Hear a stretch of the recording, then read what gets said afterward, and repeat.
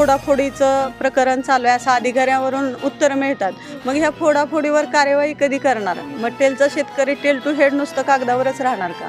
खासदार साहेब असतील, आमदार साहेब असतील, बालाजी भाऊ, आम्ही सगळे कायम पाठपुरावा करतो. आम्ही पाहतोय की 1-1.5 वर्षापासून जसे आमदार बदलले तसं पाणी बंद पडायचं किंवा ह्या गोष्टी चालतात. ते मी कोणावर आरोप नाही करणार, पण हे बदलल्यावरच फोडाफोडीच्या गोष्टी होतात. हा माझा एक वैयक्तिक प्रश्न आहे की ह्यांच्या श्रेयवादामध्ये सामान्य शेतकरी वर्ग भरडला जातो. ही लढाई अभिजित आबांच्या किंवा रणजित भाईच्या विरोधातली नाही.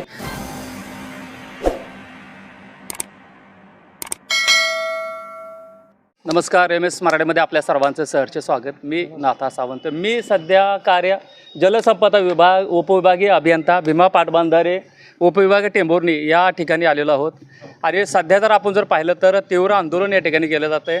जो सीनामाडाचा प्रश्न आहे, टेल टू हेड हे पाणी मिळत नाही असा येथील शेतकऱ्यांचा आरोप आहे. आता एकंदरीतच काय सांगाल की आपला जो प्रश्न आहे या प्रश्नासाठी आपण बसलेला आहे. टेल टू हेड हे पाणी जे आपण शेवटपर्यंत पोहोचत नाही आहे, या अनुषंगाने आपण या ठिकाणी कार्यकारी अभियंता जे आहेत, उपकार्यकारी अभियंता, या ठिकाणी आपण तीव्र आंदोलन करत आहोत.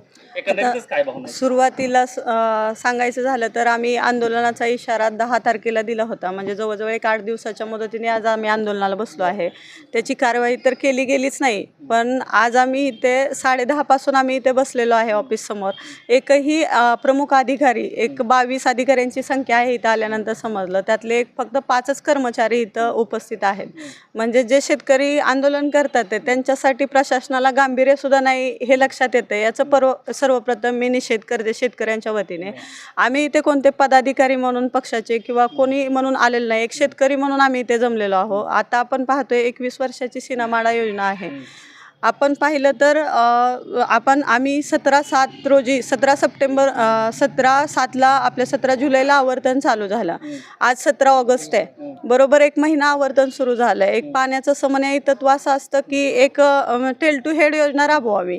टेल टू हेड योजना म्हटलं तर आता टेलच्या माढा तालुक्याच्या टेल परिसरात जी कुठली गावं आहेत त्या कुठल्याही टेलला पाणी पोचलेलं नाही आहे. आणि आपण म्हणतो की फोडाफोडीचं प्रकरण चालू आहे असं अधिकाऱ्यावरून उत्तर मिळतात. मग ह्या फोडाफोडीवर कार्यवाही कधी करणार? मग टेलचा शेतकरी टेल टू हेड नुसतं कागदावरच राहणार का? आणि याच्यासाठी प्रशासन काय कार्यवाही करणार याची उत्तरं त्यांनी दिली गेली पाहिजेत. मोटर किंवा काही दुरुस्तीची कामं जे काही असतील, आम्हाला काही कोणाचे राजकीय आरोप प्रत्यारोप कोणावर करायचे नाही आहेत, पण जे काही कारण असतील त्या अधिकाऱ्यांनी याचे नियोजन आवर्तन सुरू व्हायच्या आधीच करायला पाहिजे. शेतकऱ्यांना पाणी मिळवून देणं हे प्रशासनाचं काम आहे आणि ते त्यांनी केलं जात नाही हे उघड दिसतंय. आम्ही पत्रव्यवहार कायम आमच्यासोबत भारताबा असतील, खासदार साहेब असतील, आमदार साहेब असतील, बालाजी भाऊ, आम्ही सगळे कायम पाठपुरावा करतो, पण त्याला उत्तरही दिलं जात नाही अधिकाऱ्यांकडून. आणि हा विषय कोणत्या राजकारणाचा किंवा पार्टीचा नाही आहे. टेल टू हेड योजना आहे, ते कागदावरच तुम्ही ठेवणार आहे का? शेतकऱ्यांसाठी लागू करणार नाही का? टेलच्या शेतकऱ्यांना कधी पाणी देणार आहे याचे प्रशासनाने उत्तर द्यावं. आम्ही तोपर्यंत या जागेवरून उठणार नाही. पहिलं तर सीनामाडावरून बरंचसं राजकारण केलं जाते. माढा तालुक्यामध्ये आपण पाहताय सोशल मीडियाच्या माध्यमातून राजकारण बी ह्यामध्ये केलं जाते. नेमकं काय आपली प्रामुख्यानं मागणी काय असणार आणि याकडे आपण कसं पाहताय? सीनामाडावर एकतर राजकारण करायची गरज नाही आहे, पण आम्ही पाहतोय की 1-1.5 वर्षापासून जसे आमदार बदलले तसं पाणी बंद पडायचं किंवा ह्या गोष्टी चालतात. ते मी कोणावर आरोप नाही करणार, पण हे बदलल्यावरच फोडाफोडीच्या गोष्टी होतात. हा माझा एक वैयक्तिक प्रश्न आहे. आरोप कोणावरच नाही, आजी माझी चालू कोणावरही आरोप नाही. फक्त एक आहे की ह्यांच्या श्रेयवादामध्ये सामान्य शेतकरी वर्ग भरडला जातोय. यांचा श्रेयवाद बाजूला झाला पाहिजे आणि शेतकऱ्यांपर्यंत पाणी पोहोचलं पाहिजे, ही माझी भूमिका आहे. खरं तर पाणी हे हक्काचं असते आणि शेतकऱ्यांना ते मिळालंच पाहिजे. या अनुषंगाने श्रेयवाद थोडा बाजूला ठेवून खरं तर शेतकरी सुखी झाला, शेतकऱ्याने आपल्या शेतामध्ये पिकवलं तर एसीमध्ये बसणारा व्यवस्थित खाणार आहे. अन्यथा शेतकरी जे एसीमध्ये बसणार आहे त्यांना खायला मिळणार नाही आहे, अशी भयानक परिस्थिती. त्यामुळे शेतकरी हा 100% जगला पाहिजे. त्यातून आपण सर्व शेतकरी एकत्र बसलेला आहात न्याय हक्कासाठी.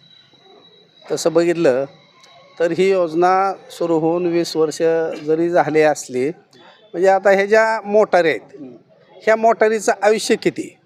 आता मला एक सांगा की आत्ता इंग्लंडमध्ये म्हणजे इंग्रज तिथनं पंढरपूरचा रेल्वेचा पूल 100 वर्ष पूर्ण झाली. त्या पुलाचं आयुष्य 100 वर्ष होतं. आम्ही बांधकाम केलेलं आहे, 100 वर्ष पूर्ण झाली. आता ते बांधकाम पुन्हा त्याचं चेकिंग करा सक्षम आहे का नाही हे सांगतायत. 21 वर्ष झाले पाईपलाईन टाकलेले आहे. आता त्या पाईपलाईनीचं आयुष्य किती हे शासनानं बघायला पाहिजे, अधिकाऱ्यांनी बघायला पाहिजे. ते बघितलं गेलं का? नाही बघितलं गेलं, त्यामुळं पाईप फुटत आहे. त्या मोठा ते निकृष्ट टाकलेत असं म्हणायचं का तुम्हाला? नाही, पाईप निकृष्ट आहेत का कसे, त्याचे किती केजी जाडीचे आहेत हे आम्हाला माहीत नाही. म्हणजे आता मी माहीत नाही, त्याची बिलं कशी काढली माहीत नाही आणि कसं आहे ती माहीत नाही. पण एक माहीत आहे की त्याच दरम्यान सोलापूरची पाईपलाईन गेली, ती सोलापूरची पाईपलाईन मात्र फुटत नाही आणि ही आमची पाणी पुरवठ्याची पाईपलाईन मात्र फुटते. मग आता त्याचं कुठल्याचं केजी किती असेल, जाडी किती असेल ती माहीत नाही. पण एक आहे की ह्या मोटारीचं आयुष्य 10-11 वर्ष आम्ही शेतात बसवलेली मोटार जर असली तर 11 वर्षानं पाक तिचा पंखा, तिचं काय सॉफ्ट असेल ते सगळं निकामी होतं. आज ही 21 वर्ष झालं मोटारी चालत आहेत. ह्या मोटारी बदलायचं काम कोणाचं आहे? अधिकारी वर्गाने वर सूचना केल्या पाहिजेत की ह्या मोटारीचं आयुष्य संपलेलं आहे आणि त्या मोटारी बदलण्याचं काम शासनाने ते पैसे दिले पाहिजे. आता 11 वर्षानं बदलायची त्याला 21-22 वर्ष झाली तरीसुद्धा अजून त्या मोटारी त्याच चालत आहेत. त्यामुळं त्या मोटारी 40 ते 60% जर काही मोटारी 40% आणि काही मोटारी 60% अशा हिशोबानं ते पाणी बाहेर फेकतायत. पण निम्मं पाणी जर येत असेल तर पाणी पुढं कसं जाणार आहे? आणि ह्याला पूर्णपणे प्रशासनानं ह्याच्याकडे लक्ष द्यायला पाहिजे होतं, ती दिलेलं नाही. आणि दुसऱ्या गोष्टी अशा आहेत की ही योजना खासदारनी, आमदारनी किंवा अधिकारी चोपडे साहेब असतील, खांडेकर साहेब असतील, त्यांनी सांगितलं की पाणी सुरू झाल्यानंतर टेलला गेलं पाहिजे आणि तिथून ओलिताखाली क्षेत्र येत पाठीमागं आलं पाहिजे.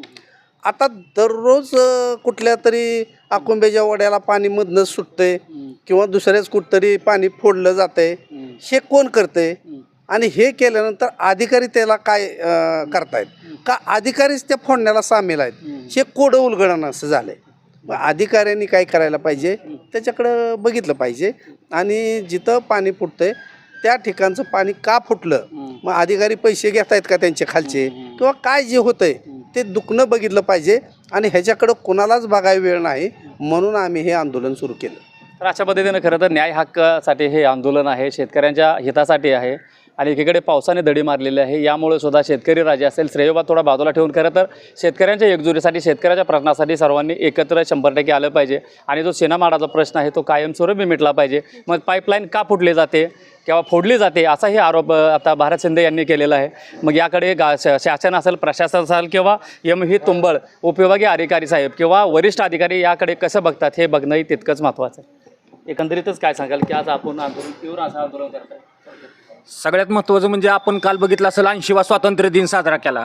हे धरण आपल्या माढा तालुक्यात आहे. या माढा तालुक्याचं पाणी खाली कर्नाटकला मिळतंय, पण आजपर्यंत 80 वर्षानंतर या तालुक्यातल्या जनतेला टोल टी हेड पाण्यासाठी आंदोलन उभा करावं लागतंय. आणि या जिल्ह्याचे ज्यांना या जिल्ह्यामध्ये पाठवलंय ते खऱ्या अर्थानं गल्लीबोळांची नावं वाचण्यात दंग आहेत का, हा सुद्धा प्रश्न माझ्यासारख्या सर्वसामान्य शेतकऱ्याला पडलाय. खऱ्या अर्थानं आता तुम्ही मुद्दा उपस्थित केला की बाबा व्हॉट्सअप, फेसबुकवर सुद्धा काय कलगीतुरा लढतोय. या आंदोलनाच्या माध्यमातून माढा तालुक्यातल्या सर्वसामान्य शेतकऱ्याच्या पोराला मला विनंती करायची, ही लढाई अभिजित आबांच्या किंवा रणजित भाईच्या विरोधातली नाही, तर खऱ्या अर्थानं ही लढाई पालकमंत्र्यांनी सुद्धा तेवढ्याच ताकदीनं या योजनेकडे लक्ष द्यायला पाहिजे, निधी उपलब्ध करायला पाहिजे. आज आपण राज्यामध्ये बघितलं असतं तर 35,000 कोटीचा निधी आज कुंभमेळाव्याला जातो आणि आमच्या शिनामाडाच्या नळ्या बदलल्या जात नाहीत. आणि खऱ्या अर्थानं आपापसात वाद खेळून काय मिळणार नाही माझ्या शेतकऱ्याच्या पोराला सांगायचंय. कारण ही लढाई अभिजित आबांच्या किंवा रणजित भाईच्या विरोधात न लढता आपल्याला भारतीय जनता पार्टीच्या विरोधात लढावी लागेल. कारण या तालुक्यामध्ये, जिल्ह्यामध्ये काही नवीन काही विकास न करता कुठं नावं बदलायची, कुठं समाजामध्ये तेढ निर्माण करायची, याच्यापेक्षा माझी पालकमंत्री महोदय तुम्हाला हात जोडून विनंती आहे, धरण आमच्या तालुक्यामध्ये, आमच्या तालुक्याला पूर्ण ताकदीनं पाणी द्या, याच्यामध्ये जास्तीचं लक्ष घाला.